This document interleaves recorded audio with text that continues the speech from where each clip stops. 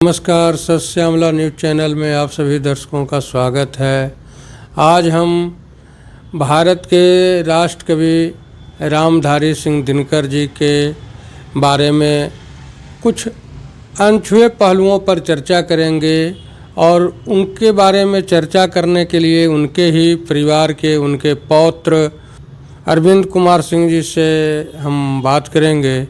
Sir, आपका हमारे channel में स्वागत है।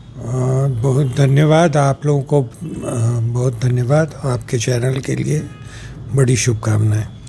सर, आप वैसे परिवार से हैं जो देश के लिए अपने लेखनी से बहुत कुछ दिए, जिनका नाम परिचय का कोई मुहताज नहीं है। रामधारी सिंह दिनकर जी एक राष्ट्र कवि थे।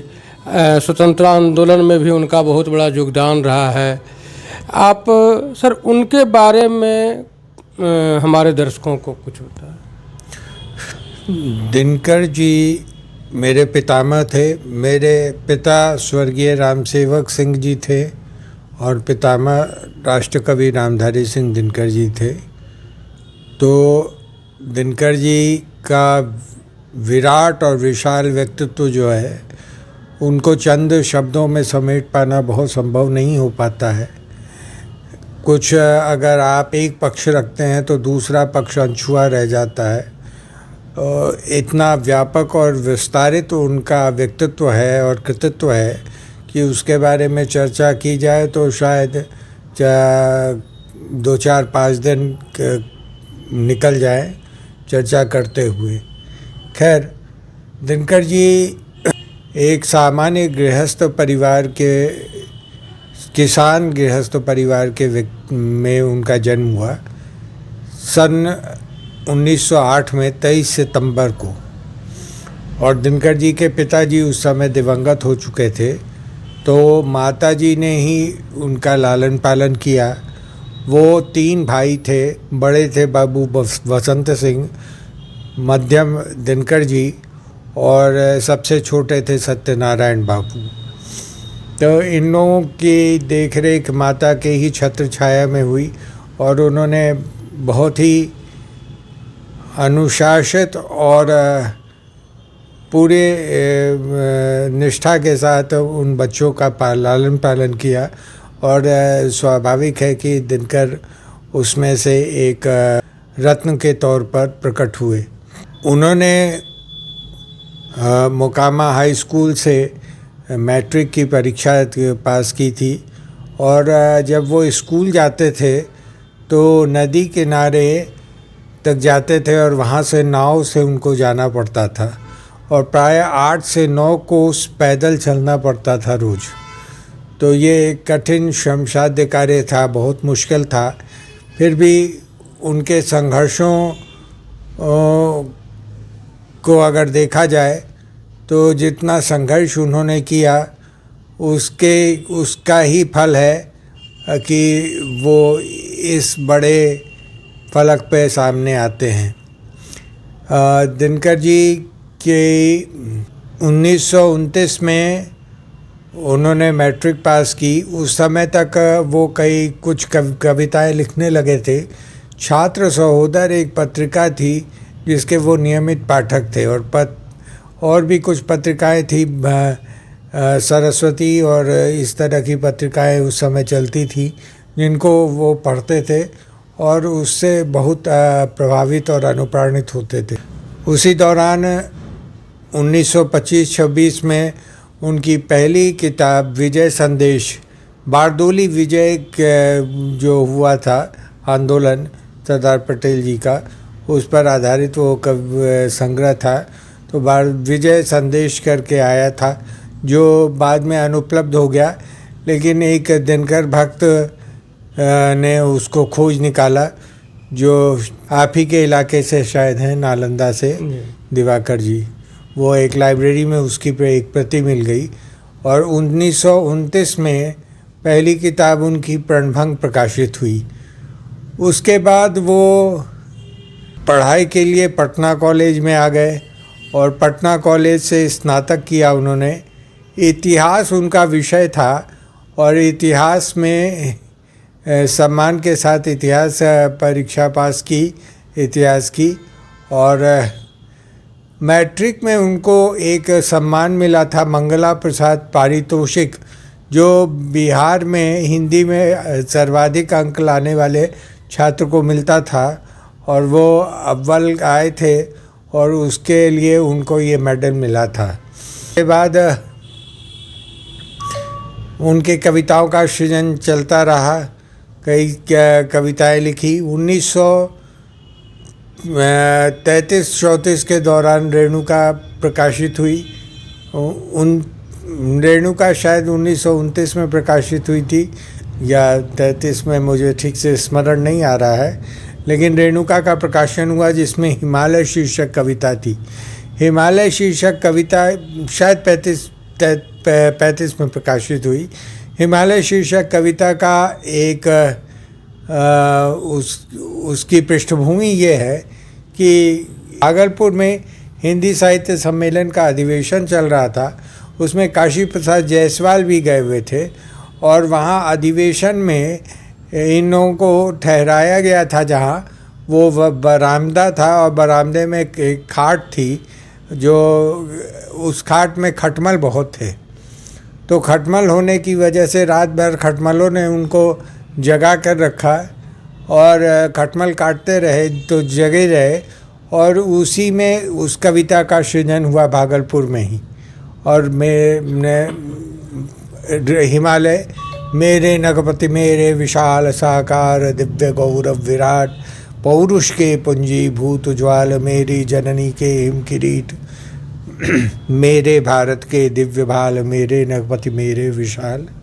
तो इस कविता का सृजन हुआ। दूसरे दिन जब ये कविता पाठ उन्होंने किया अधिवेशन में, तो लोग इससे इतना प्रभावित हुए कि बार बार लोग मांग करते रहे कि एक बार और काशी प्रसाद जायसवाल जी ने मन से आशीर्वाद दिया, और वो भी कई बार इसको उन्होंने दोहरा के सुना। तो ये प्रसंग घटा। उसके बाद तो सृजन का सिलसिला शुरू ही हो गया था। पहले बरबीघा में हाई स्कूल में प्रिंसिपल रहे, उसके बाद सब रजिस्ट्रार हो गए। सब रजिस्ट्रार होने के बाद फिर युद्ध प्रचार विभाग में रहे। युद्ध प्रचार विभाग से फिर वो चले गए बिहार यूनिवर्सिटी में हिंदी के विभागाध्यक्ष हो गए हिंदी में, और उसके बाद सांसद होकर दिल्ली चले गए, जहाँ 12 वर्षों का कार्यकाल उन्होंने गुजारा। 6 महीना बाकी था जब उनके कार्यकाल को, तब उन्होंने उससे इस्तीफ़ा दे दिया, क्योंकि उनकी जगह किसी और को राज्यसभा में लाया जाना था, तो इसलिए उन्होंने इस्तीफ़ा दे दिया था। उसके बाद भागलपुर विश्वविद्यालय में कुलपति के तौर पे उनको लाया गया, और कुलपति होने के बाद फिर भारत सरकार के हिंदी सलाहकार होकर दिल्ली चले गए। इस बीच सृजन का एक बड़ा बहुत ही व्यापक सृजन होता रहा साथ साथ। अब इसी दौरान रेणुका, हुंकार की भूमिका रामवृक्ष बेनीपुरी जी ने लिखी, और हुंकार, कुरुक्षेत्र, सामधेनी, मृत्यु तिलक, उसके बाद धूप और धुआं, नील कुसुम, कई किताबें आती गईं, और उर्वशी, रश्मिरथी, हुंकार, कुरुक्षेत्र, ये सारी किताबें आती गई और प्रकाशित होती गईं, और एक नक्षत्र की तरह और सूर्य की भांति वो हिंदी साहित्य आकाश में दैदीप्यमान हो रहे थे। सब कुछ जो था वो तो था, लेकिन मैं कुछ 1-2 अपनी बातें कहता हूँ जो मैंने अनुभव से जाना है।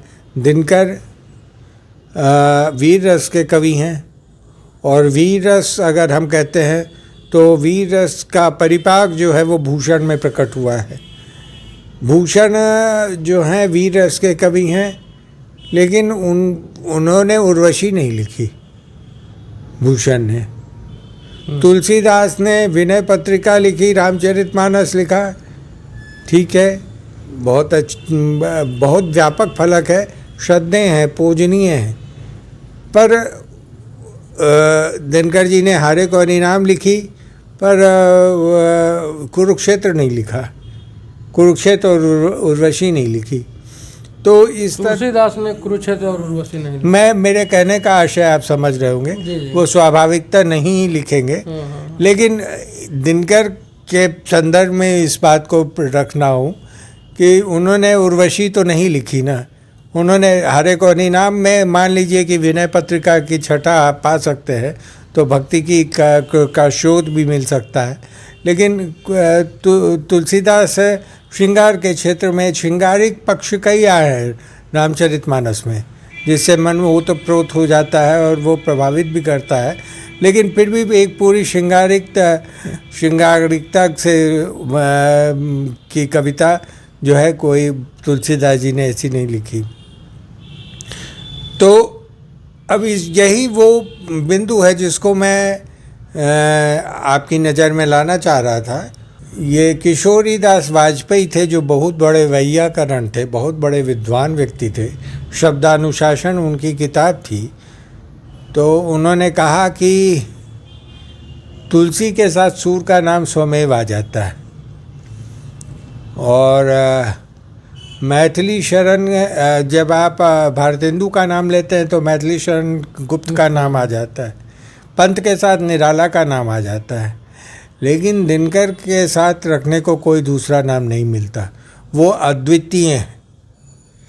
तो मैं इसी संदर्भ में मैं बोल रहा था कि अब विद्यापति में आप हैं तो विद्यापति से रेणुका की कविताएं मैच कर जाएंगी, हुंकार की कुछ कविताएं जो है उसमें साम्य हो सकता है, लेकिन अब जब आप कुरुक्षेत्र और हुंकार की बात करेंगे तब तो उससे दिगर है वो। तो इसलिए ये उनका स्वरूप कुछ अलग था, अपने तरफ से अलग तरीके से अभिव्यक्त होते हैं दिनकर, और उनका फलक बहुत व्यापक है। शायद मेरा ख्याल है कि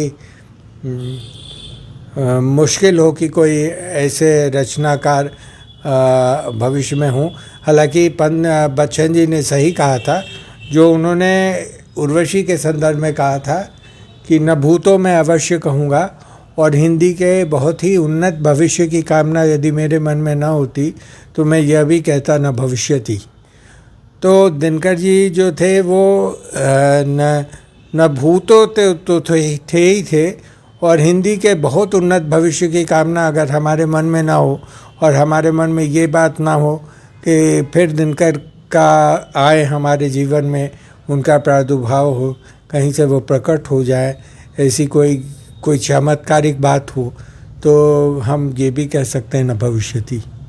और तो हम लोगों के साथ उनका एक पारिवारिक संबंध था जो उनके एक विराट और विशाल व्यक्तित्व में के तहत उसको हम लोग न तो हम लोग समझ पाते थे, न वो ये समझा पाते थे, या उनके अंदर ये बोध था कि वो कहीं बच्चों से अलग है, बच्चों से हिल मिल जाना और बच्चों के साथ समय गुजारना।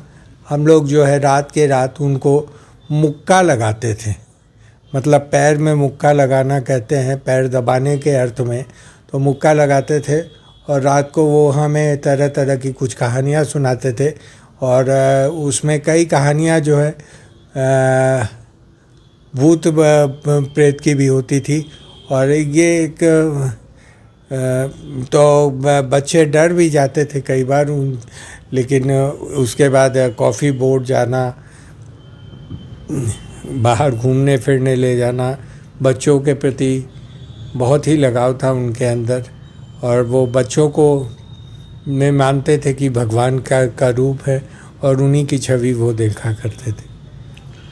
सर, अभी आपने बताया कि दिनकर जी इतिहास से स्नातक किया था, लेकिन वो हिंदी के इतने बड़े कवि और लेखक हुए, इसको आप किस तरह से देखते हैं? वो इतिहास से उन्होंने पढ़ाई की थी, लेकिन उनकी दिलचस्पी और उनका स्वाभाविक प्रवाह जो था वो तो हिंदी को लेकर था और कविता के क्षेत्र में था। तो स्नातक होते हुए स्नातकोत्तर की कक्षा ली उन्होंने वहाँ बिहार विश्वविद्यालय में।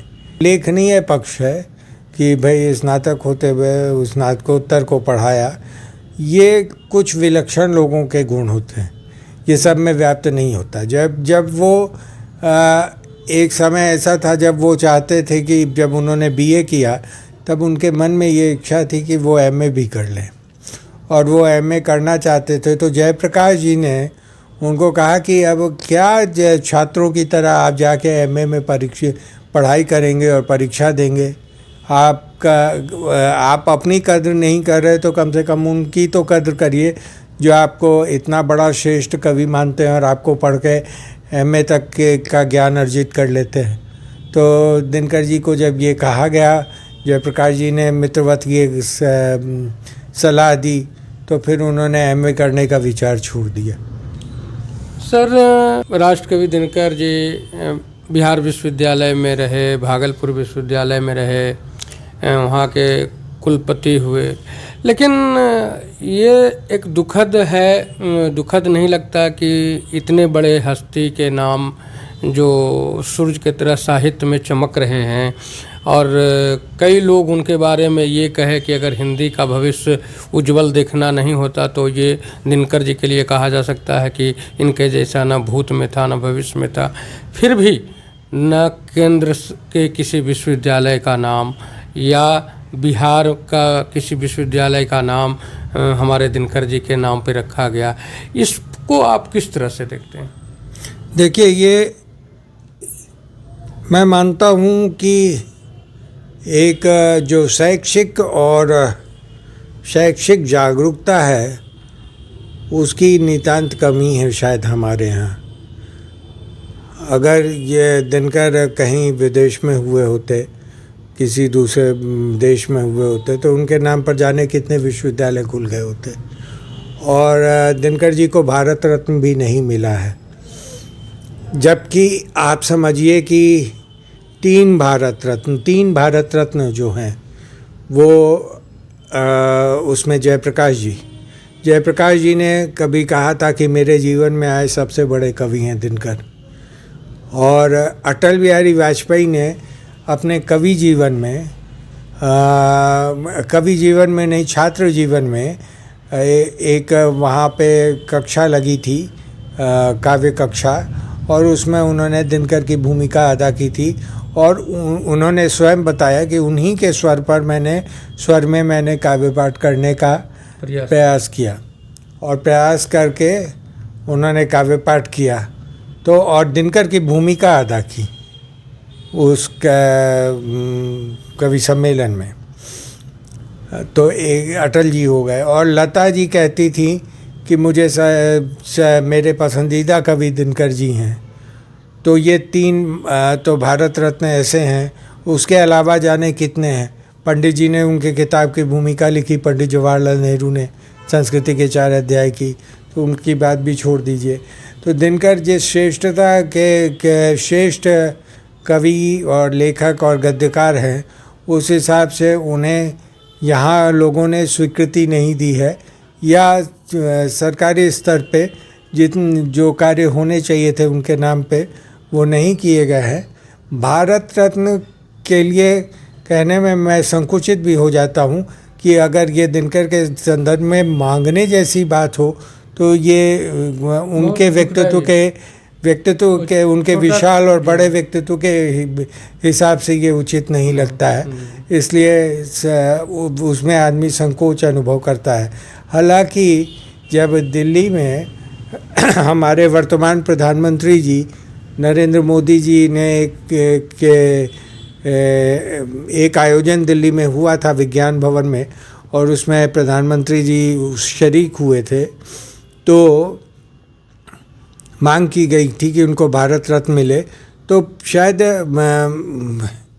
एक बहुत भाजपा के एक बड़े लीडर थे जिन्होंने गोयल करके नाम था, मैं नाम विस्मृत कर रहा हूँ, विजय गोयल जी शायद। तो विजय गोयल जी ने संपादकीय लिखा था दैनिक जागरण में, और उसमें ये लिखा था कि दिनकर जी को तो उनके जीवन काल में ही भारत रत्न मिल जाना चाहिए था, वो जितने बड़े कवि थे। तो और यहाँ पे तो कोई विश्वविद्यालय नहीं खोला गया। विश्वविद्यालय के लिए छात्रों को एजिटेशन करना पड़ता है, आंदोलन करना पड़ता है। मतलब यहाँ के छात्र इतने जागरूक, तेजस्वी और चैतन्य हैं कि वो दिनकर के नाम पे इंस्टीट्यूशन खोलने की बात करते हैं और अभी तक वो खुल नहीं पाता है। ये दुर्भाग्य की बात है। तो वो बेगूसराय में उन लोगों ने आंदोलन किया कई तरह से। आचार्य किशोर कुणाल जी ने मुझसे कहा था कि एक ज़मीन है जो बेगूसराय में है, सूजा मठ में, और अगर वो चाहें तो वो चाहते हैं कि वो दिनकर जी के नाम पर ही विश्वविद्यालय खोलने के लिए ज़मीन दें। पर्याप्त ज़मीन है, लेकिन उसके संदर्भ में भी प्रयास किया गया, पर कोई सार्थक उसका कोई निदान नहीं निकल सका है अभी तक। और आगे क्या प्रगति हो रही है मुझे तो ज्ञात नहीं है, लेकिन कुणाल साहब के मन में भी ये मंशा उनकी लगी रह गई कि उनके नाम पर एक विश्वविद्यालय हो, और एक ही विश्वविद्यालय हो, कम से कम एक ही हो। वैसे तो जाने कितने होने चाहिए थे। कभी जगन्नाथ जी ने कहा था, डॉक्टर जगन्नाथ मिश्र जब बिहार के मुख्यमंत्री थे, तो उन्होंने कहा कि बिहार के सभी विश्वविद्यालयों में दिनकर शोध पीठ की स्थापना की जाएगी, पर ऐसा अभी तक हो नहीं पाया है। ये दुर्भाग्य भी है और आज के समय पर व्यंग भी है।